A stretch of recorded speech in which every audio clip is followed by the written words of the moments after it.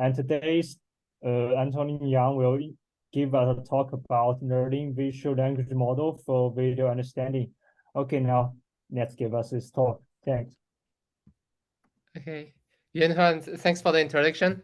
So I'm excited to be here today to talk about some of my work on learning visual language models for video understanding. So first thing first, why do we need visual language models? As humans, we communicate through language and perceive the world through vision. So it's important to develop machines that can process both types of information for all sorts of application, like enhanced human-computer interaction, search. Imagine you're drawing some sketch. You would like to see what the sketch looks in real life in some image. And so you write in text in which context you would like to see this sketch happening. So you would need to do a multi-modal query with an image, a text, and you would like to retrieve an image. So for that, you need some multi-modal understanding. Imagine in terms of customer support, you're assembling some furniture, and you don't know what to do next. And you would like your favorite ChatGPT assistant to be able to understand images as well, so that you can take an image of a photo of where you're at currently in your assembly, and ask it what to do next. In terms of accessibility, we've got lots of images and videos on the web. Imagine if all of these could be captioned automatically so that they could be accessible for people, for instance, with visual disabilities. Yeah. So just to convince you that visual language models are helpful, here is some examples from a pretty famous startup.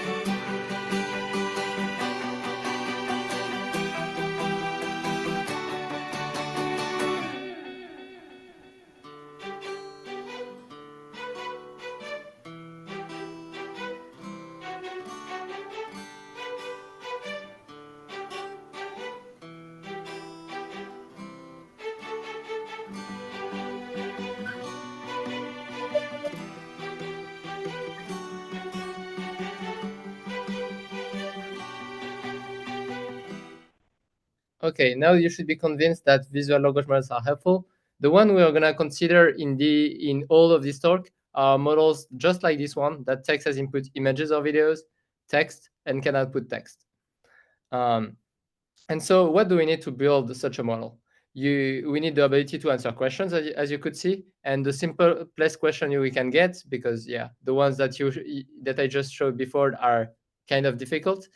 The most simple question you could get are questions about actions, about what's happening in the scene globally.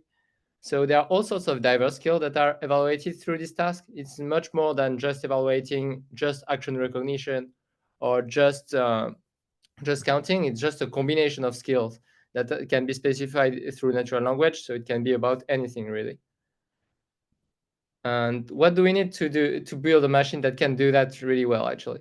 So we need the ability to understand question in text and to provide corresponding answers or answers that could make sense in text. And we also need the ability to connect vision models and language models. So the ability to bind concepts that we can perceive and with concepts that you can write in text. And I will present two works that connect these two worlds of visual language understanding and question answering ability to do video question answering well next. But is that enough to understand videos now? So if I'm asking you this question, why does the kid trust the man? it's not something that you could answer from this scene alone. So you could run your favorite image experts like a captioner, an object detector, but it's not going to give you the right answer. This is because the scene understanding is not enough to understand videos. If I give you access now to this previous scene in the movie, because the mind says his life, because at some point the man was saving him from people attacking him, and that's why the kid trusts the man. So you can see that you also needed to understand videos, the ability to localize events in time. So some events happen before some others, and the ability to reason over multiple events. And so this is this is going to be part of the third work that I'm going to present in this talk. And beyond answering questions, so far I've only discussed question answering, but there are all sorts of applications that are specific to videos and that can be enabled with visual language models. One is, imagine you've got long videos, but you don't want to watch them. They are too long for you, but you would still want to get a glimpse of what's happening in these videos. So with a visual language model, you could translate them into text, summarize them, and then easily search through the text to see what's going on in this video. Again, if you have a long video, you would like to navigate through it to have a sight of at what time there is something that could interest you. And for that, something that can be interesting for you is automatically generated chapters. And this is also something that we could do with visual language models. So these are just two applications, but there are many more that can be enabled with good visual language models for videos. So during this talk, I'm going to present three works. One is the Just Ask paper, which is about video question answering without manual annotation. The second one is again in that direction, which is commonly known as frozen film, again on the video question answering side. And the third one I'm going to present is vid2sec, which is a model for dense video description.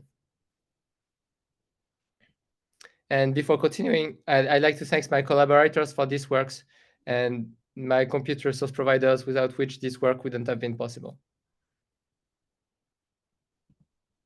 So let's define it more clearly, the video question answering task. So the one setting we're going to be very interested in is the open-ended question answering, where you have a natural language question about anything, and you need to find an answer that can be anything again.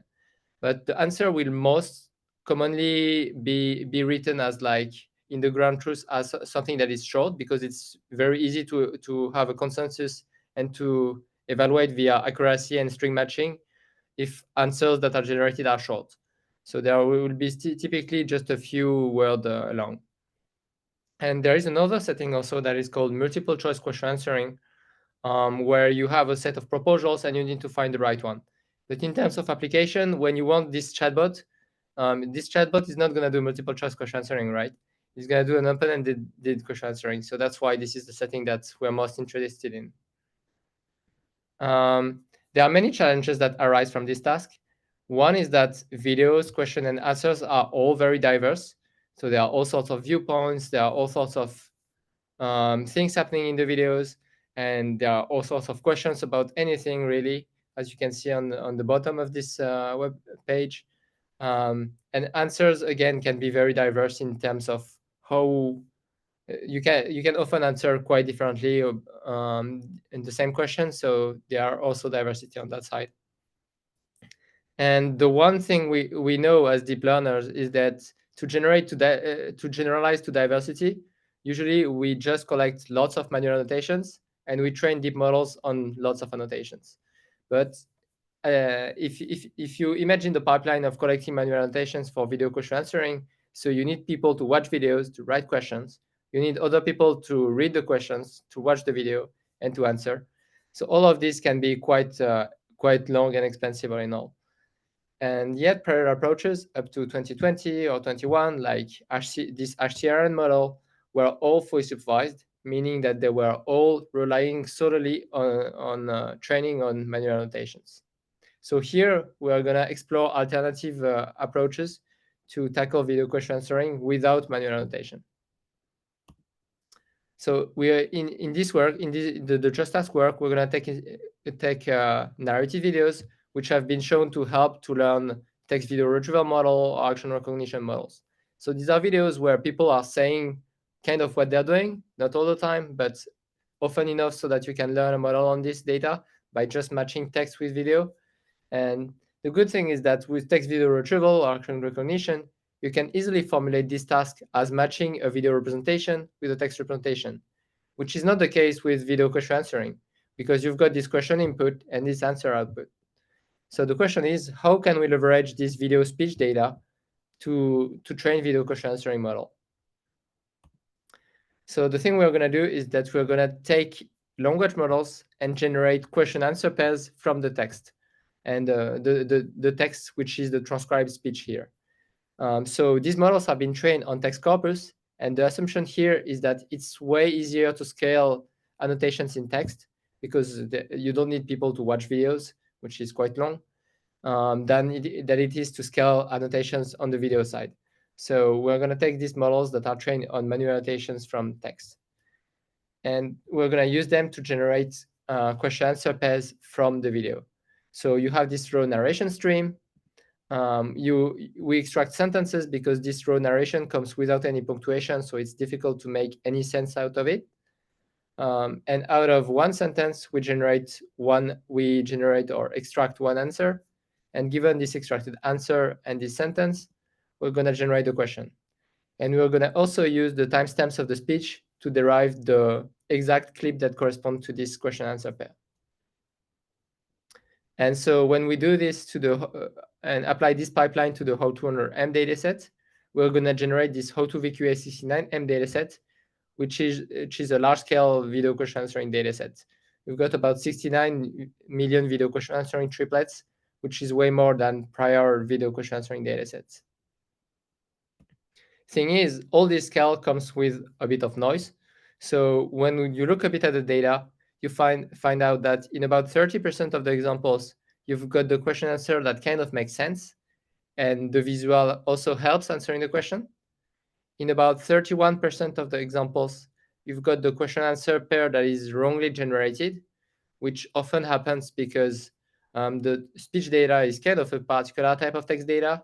So the language models are not really used to that, especially those that we were using at the time. Nowadays, there are probably better language models to do that. And in about 39% of the examples, you've got the video and the text which are not correlated.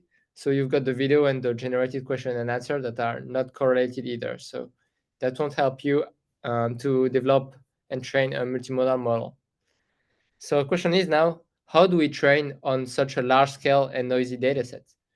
So if you think about the standard way of training video question answering model, the standard way at the time especially was to define a classification layer over all possible answers. And the problem with that is that it's usually dataset specific. So you take the train set of a given dataset, you define the top answers on this dataset, and that's how you define your classifier. Here, we would like to have something that can transfer among datasets and with some knowledge that could be transferred as well. So that's why we're going to take a separate model to embed answers, which is a separate language model, a text encoder. And we are going to do for training a contrastive loss between the video question representation and the answer representation. So you can think of this contrastive loss as similar to the cross entropy loss over all possible answers, but here the answer vocabulary at each training step will be generated dynamically. It's going to depend on the answers that are in the batch. And we're also going to use the masked language modeling loss, which is very standard we're masking some question tokens and guessing them, and we found that it has a positive regularization effect. So we're going to train our model on How2VQA69M this way. Now let's talk about evaluation.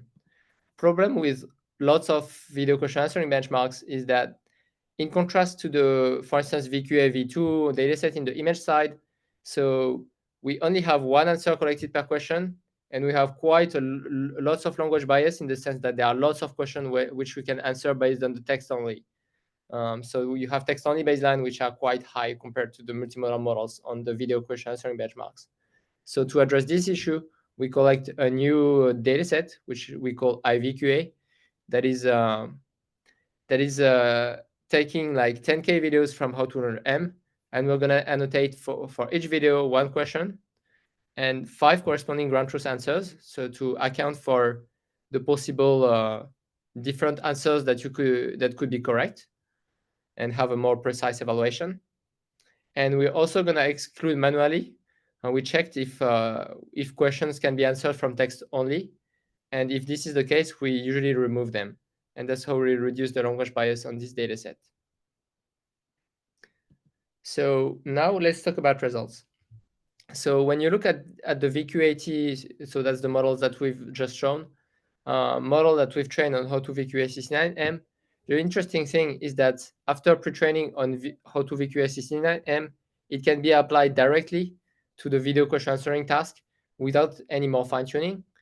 And so this is a setting that we call zero shot, where we don't use any manual supervision of any images or videos.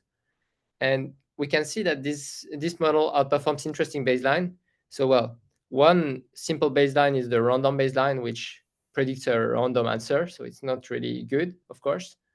A more interesting baseline is the text-only baseline, which is QAT, which is the same as VQAT, but it doesn't have access to the vision.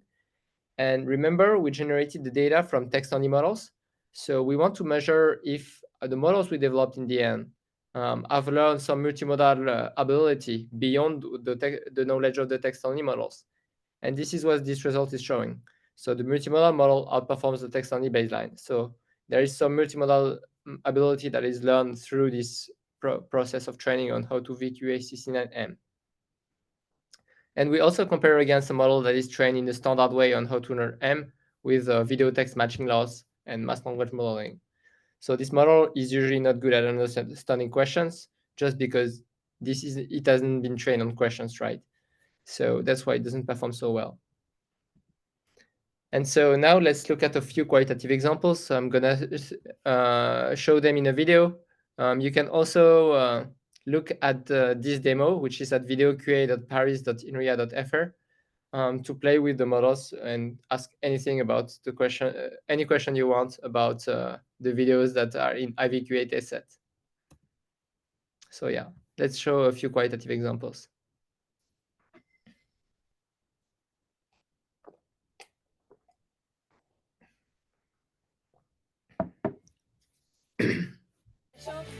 Minha receita. Eu vou precisar de 40 gramas de manteiga, 150 gramas. Then you can use your PVC cutters on small pipe. So you'll just cut it like this once you determine the length. First, I carefully squeeze the paint lightly to give the snowman eyes, a mouth, and his buttons. Now let's use orange. Give him a cute carrot nose. I like to put green holly on my snow. Old, son. Made out of iron. Okay, you get it. So you can look at the video if you want to watch some more examples.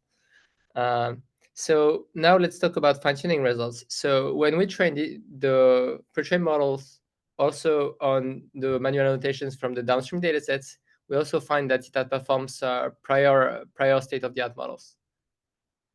And when we analyze a bit more the results, we find out that this pre-training on How2VQA69M kind of helps quite a lot for improving results on rare answers. So as you know, usually classification models or video question answering models are very good at answering common answers, but they are not so good at answering rare answers usually, or rare classes. Yeah, just because of statistical biases. So it's interesting that large-scale pre-training on kind of reduce that bias.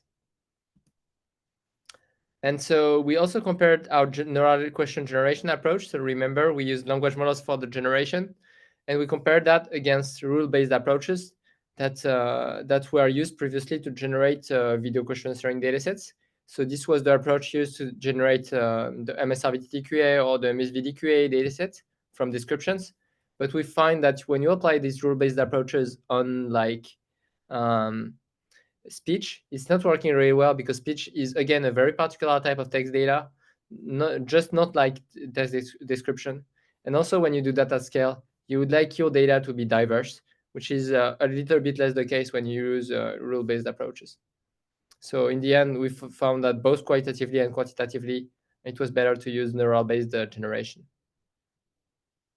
We also verified that our approach scales well with the size of the pre-training datasets or the number of pre-training videos that we have, both in terms of zero-shot results and fine-tuning results. And also, if you were wondering if this approach can work on like image caption pairs or video caption pairs, we can also generate question answer pairs from descriptions, and do the same for instance, on the WebVid dataset. And you could also do the same on the conceptual caption dataset, for instance, to generate question answering data. And you can use this data to train very efficient video question answering models again. And you can also combine this data, this WebVid VQA 3 million dataset, with the previous how-to VQA 16M dataset to obtain even better results. So yeah, in conclusion, we automatically generate large-scale video QA datasets using language models and narrative videos. We also collect IVQA, a new video QA benchmark. And we show that a video question model trained contrastively with an answer model can answer zero-shot questions after pre-training on how to VQA 69M. So there are a few limitations with this approach. One is that generating data is expensive. It costs about 10K GPU hours to generate this how to VQA 69M. The generation also relies on the text QA manual annotations used to train the question generation models. And also, if you take this multimodal model, it cannot use the transcribed speech modality to answer questions, because if you train it using speech, question, answer, and visual, it's going to allow shortcut between the speech and the question and answers, because the question and answers in how to VQA 69M have been generated from the speech. So you will need to do something a bit smarter to use the speech. And next, we're going to present an approach that alleviates all these issues, actually. So it's inspired from this Frozen work, which shows that if you take a large enough language model, it kind of knows what to answer in terms of questions. So if you put it a question, it's going to know what kind of answers to put without further fine-tuning. And so if you attach it to this model a vision encoder, and train this vision encoder only, or you keep the language model frozen on like conceptual caption type of data. So you just train it for next token prediction on conceptual captions, and you're gonna see that something interesting is gonna appear. You're gonna be able to learn how to use the vision, and you're gonna keep the ability of the language model, which are that it can answer questions. So all in all, you're gonna be able to do visual question answering in a zero-shot fashion or in a few-shot fashion even better. So you can show it a few examples, and it's going to be able to do it even better. So this is an interesting property. The problem with these models is that they require billions of parameters to work well. So they are difficult to train and also deploy in practice. So here we're going to present an alternative approach that is going to be a bit lighter in terms of parameters. We're going to take inspiration from work in NLP that showed that basically bidirectional language models or masked language models can do quite a lot of NLP tasks very well by using closed task formulation. So formulating tasks as predicting one mask token, basically. So this is what masked language model can do. Whereas autoregressive models, they are very good at predicting long sequences of text. But here in question answering, you only need to predict an answer that is usually very short. So you don't need that ability to like generate long sequences of text necessarily. So question is, how can we tackle zero-shot video QA with a bidirectional language model, or a BILM in shorter way? So we take the BILM, we take a visual backbone that is taken from Clip, so already pretty good backbone, and we're just gonna learn our projection from the visual embedding to the text embedding, as well as a few additional parameters. So we're gonna put like MLP layers, very light MLP layer called adapters in between the transformer layers. And we're gonna also fine tune the layer norms of the transformer. And just by training these parameters, so all in all, this makes up like 5% of the language model parameters. We're going to train this on the WebVid dataset, which is a dataset of video text description, like video caption pairs. And we're gonna just train for the mass language modeling task, which is the task that the language model has been trained on. So it's already good at that. And the only thing you need to learn is how to use the visual to do that even better. And so for that downstream task, for quite a few video QA settings, we're going to just design some prompts where we have to unmask or predict one or a few mask tokens. And so this is how we're going to apply this model at inference time. And so we first compare against autoregressive models and find out that with relatively lighter models, like for instance with the DB Delta V2X large model, which is less than 1 million parameter, we're going to outperform models that are autoregressive and much larger. And all of these models have been trained and evaluated in similar settings. So they are trained all on WebVid. They are using the same features. They use a similar amount of like percentage of parameters with respect to the language model parameters.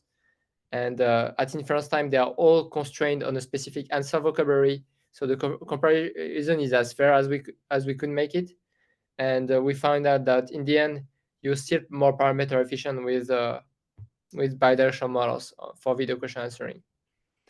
And an interesting property is that when we remove the suffix, so the point and the subtitles after to the right of the prompt after the mask token, we find out that if you do that, you remove a lot of the performance of the language model, of the bidirectional language model.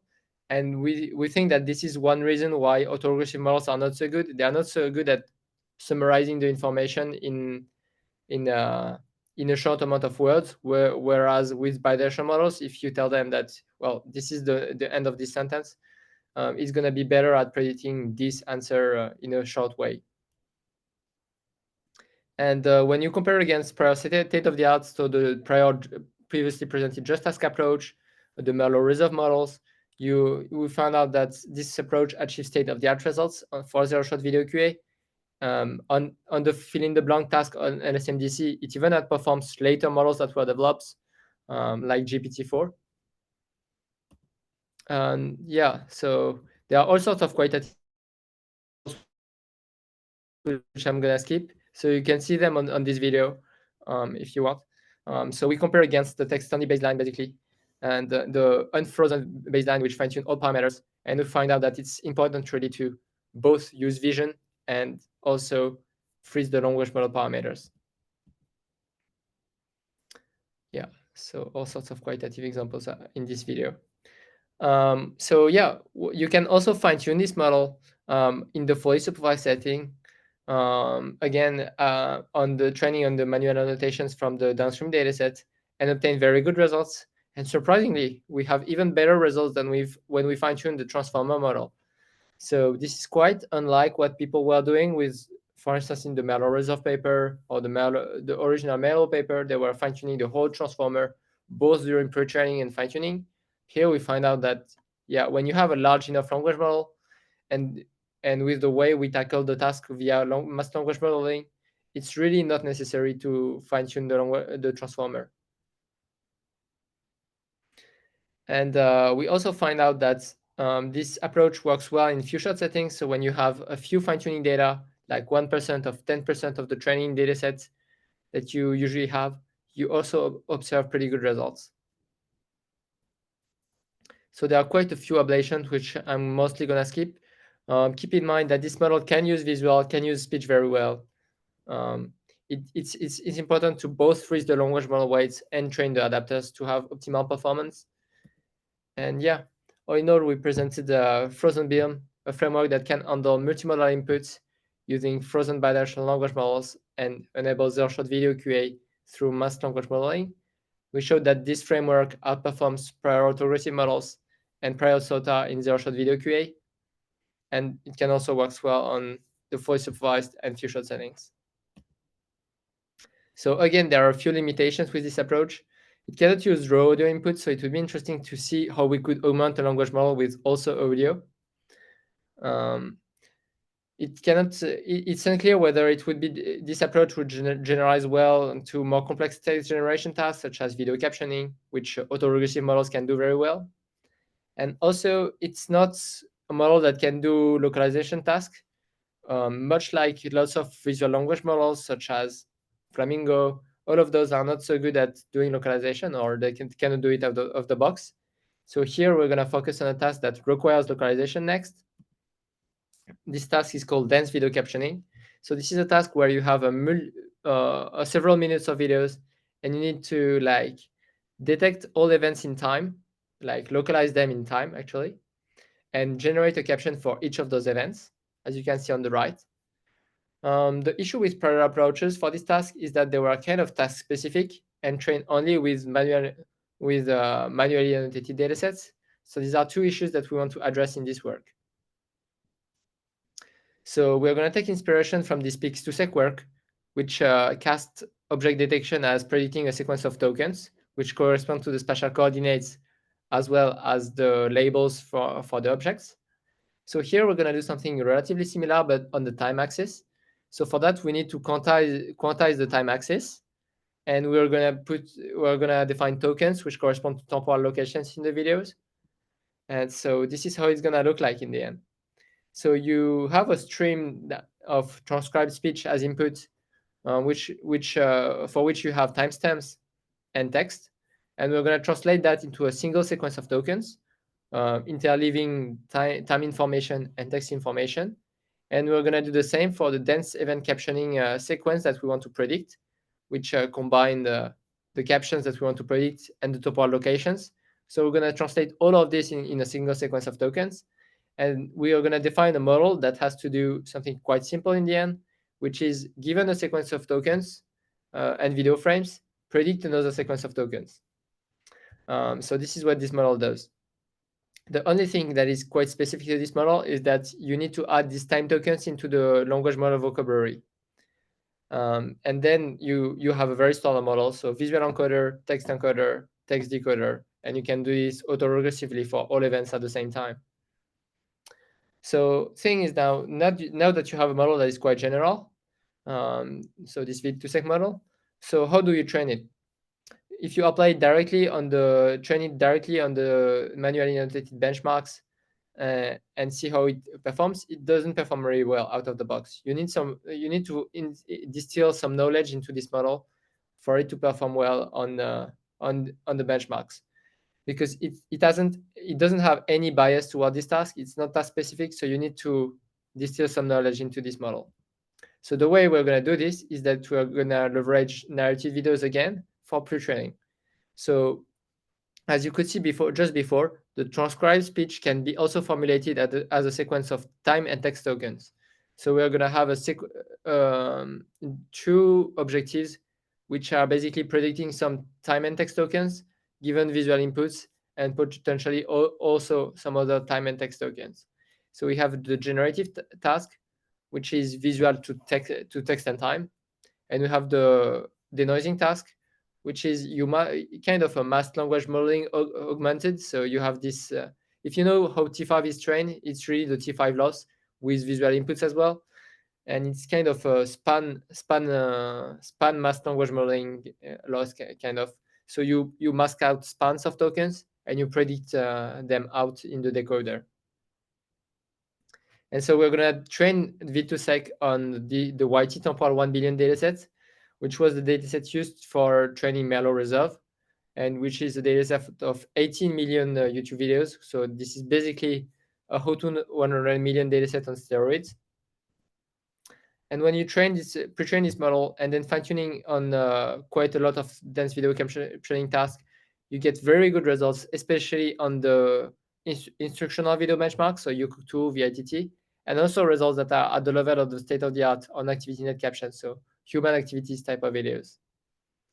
When you evaluate also this model on like short video clip captioning tasks, so just captioning short videos of like 20-30 seconds, you also get results that are at the level of SOTA, which is kind of a nice thing that you couldn't have in prior dense video captioning models.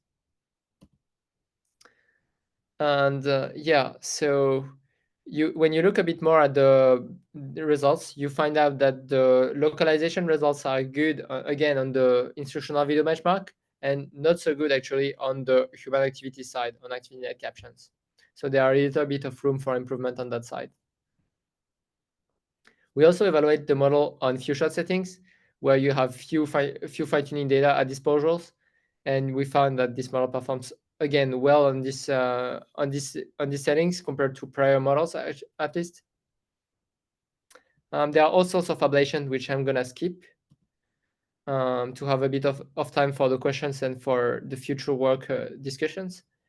Yeah, basically, maybe one ablation that is interesting to note is that it's important to train on untrimmed narrative videos, really. So you don't really consider only the segment of video that correspond to one speech sentence or one speech utterance. You really consider the whole video, which is important to have a model that can really start localizing during the pretraining task, because it has to localize each of the speech sentences.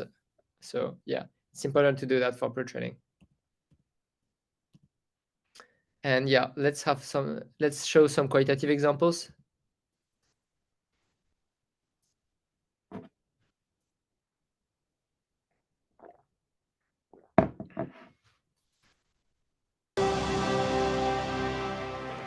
Next thrower is Christina Obekfull, most consistent of the top women javelin throwers around at the moment. Well, that's another very fine throw by Obekfull. Just look at that, just within the sector, very near the right-hand side there. Oh, preciously close to the sector. Well, close in all ways there, but a magnificent 69.05. The gold medal has gone to Christina Obekfull. What a wonderful record she's got over the years. No major gold medals until now.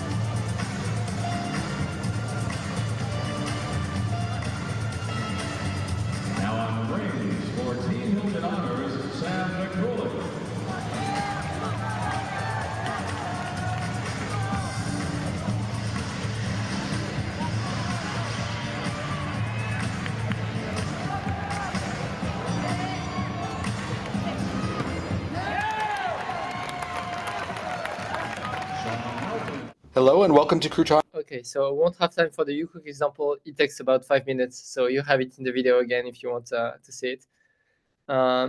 So yeah, to conclude, V2Sec is a visual language model for dense video captioning, which can also be effectively pre-trained on unlabeled narrative video at scale. And it performs well on a variety of dense video captioning benchmarks and also on video clip captioning benchmarks. So again, quite a few limitations in the model. One is that it can't use raw audio inputs, so beyond the speech transcript, just like Frozen Beyond. It would be interesting to see if we can also augment the model with this modality. Also, it's unclear whether it would be able to generalize to other tasks, which was kind of the goal of V2Sec, like being able to generalize to other tasks as well. So we only evaluated captioning type of tasks, but it should be able to work on decently on video QA or temporal action localization, which are kind of related type of tasks, but we didn't evaluate it on that. And also you could see that the pre-training gains were very good on the instructional video benchmarks, but a little bit less good on human activity side. So there are a little bit of room for improvement on that domain as well. So yeah, to conclude, we've presented these 3 works, so 2 video question answering work and 1 dense video captioning work. And now I just want to take a few minutes to talk about future directions that are related to these works. So one is, if you look at V2Sec and dense video captioning in general, it's a model that is good at captioning the main event of what is happening in the video, but it's not necessarily good at captioning all sorts and understanding all sorts of fine-grained things that are happening in the video. So this is something that people have started to look out now, like with the dense video object captioning task.